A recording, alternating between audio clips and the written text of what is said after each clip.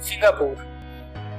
सामीन, अगर परवरदिगार ने इंसान को देखने और महसूस करने की सलाहियत दे रखी हो तो उसे अपनी ज़ात के हैरत कदे से निकलकर ऐवाने जहां में सैर व तफरीह ज़रूर करनी चाहिए, क्योंकि ख़ुद को ज़हनी और जिस्मानी पसमानगी से महफूज रखने का ये एक मौसर और बेहतरीन तरीका है।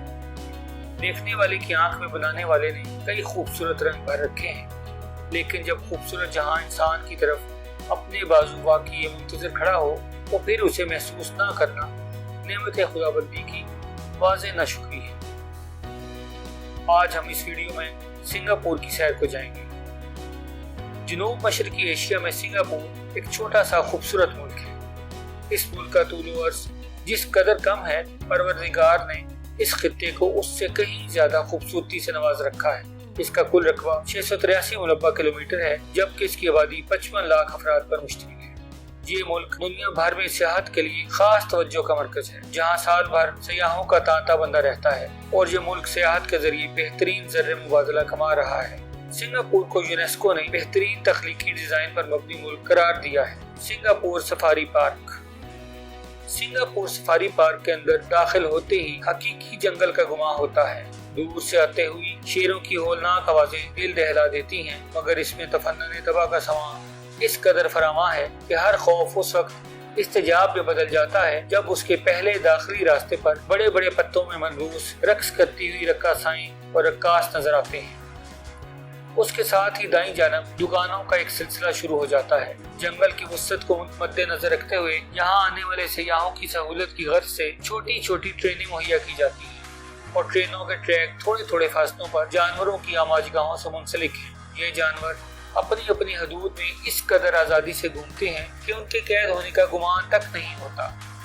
सबसे पहले शेर का जंगला आता है, जहाँ एक रेलवे स्टेशन बना हुआ है। लोग वहाँ पर रुकते हैं, शेरों की हरकत देखते, उन्हें छेड़ते और कुछ मन चले उनके साथ तस्वीरें भी बनाते हैं। इससे आगे कुछ फासले पर इसी तरह एक और स्टेशन है, जहां मुख्तलिफ इकसाम के बंदर अपनी उल्टी सीधी हरकतों से आने वालों को लुत्फअंदोज करते रहते हैं। इन तमाम बंदरों को उनकी इकसाम के लिहाज से मुख्तलिफ जंगलों में रखा गया है। इसी तरह ज़राफ़े, कैंगरू, मुख्तलिफ इकसाम के घोड़े और मुतअद्दिद जानवरों के साथ साथ चमगादड़, गिलहरी और बेशुमार परिंदों का इलाका शुरू हो जाता है, जो देखने वालों की थकावट के एहसास से मुबर्रा कर देता है।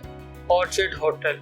इस होटल को 27वीं सालाना TT ट्रैवल अवार्ड में सिंगापुर का बेहतरीन शहरी होटल करार दिया गया। ये होटल बाहर से जितना खूबसूरत है, अंदर से भी उसी तरह काबिल दीद है। ये होटल 1017 कमरों पर मुश्तमिल है, जो सिंगापुर के ऐन वस्त में एक मारूफ आलमी कारोबारी जगह पर बनाया गया है। इस होटल में आमतौर पर कमरे 33 मुरब्बा फुट पर मुश्तमिल है, जो इंतहाई खूबसूरत चिलमिनों फर्नीचर से मुज़य्यन, हवादार और साफ सुथरे हैं। हर कमरे में 2 बेड, जिनमें एक छोटा और एक बड़ा शामिल है। सिर्फ यही नहीं बल्कि internet, wifi, TV, telephone, mobile phone और लातादाद 4G जैसी सहूलियात मौजूद है। इसके अलावा इस होटल में बैनुल-अक़वामी परवाजों की आमदोरफ्त के मुतालिक एक मरबूत मवासलाती निज़ाम भी मौजूद है। इसके साथ ही छोटा सा bar, badminton court, cinema hall, swimming pool और कपड़ों की धुलाई जैसी सहूलियात मौजूद है। इस होटल का खुश अखलाक अमला भी तवज्जो का मरकज है। OB centre.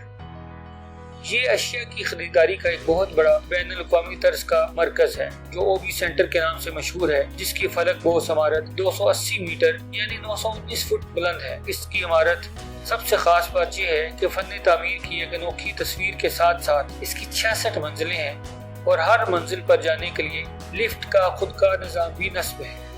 ये इमारत 1986 में बनाई गई। इसमें दुनिया की तमाम अनवाउ इकसाम की मुल्की और गैर मुल्की चीज़ें पाई जाती हैं।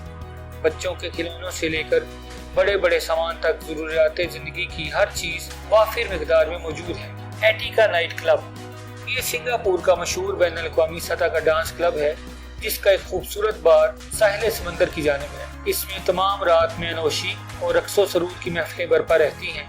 सिर्फ यही नहीं बल्कि मैं खाने में तमाम मुल्की और गैर मुल्की शराब की इकसाम भी मौजूद रहती है। इसके अलावा बेलीजा night club, Zouk night club, bang bang और स्पेस क्लब भी काबिल ज़िक्र हैं।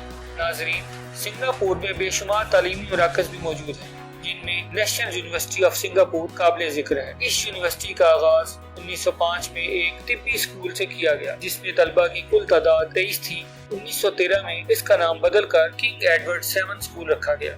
बाद में इसे यूनिवर्सिटी का दर्जा देकर मुख्तलिफ फनून की तदरीस का इजरा किया गया, जिसमें ताहाल तदरीस और तहकीक का अमल जारी है। امید ہے سنگاپور کا یہ سفر آپ کو پسند آیا ہوگا۔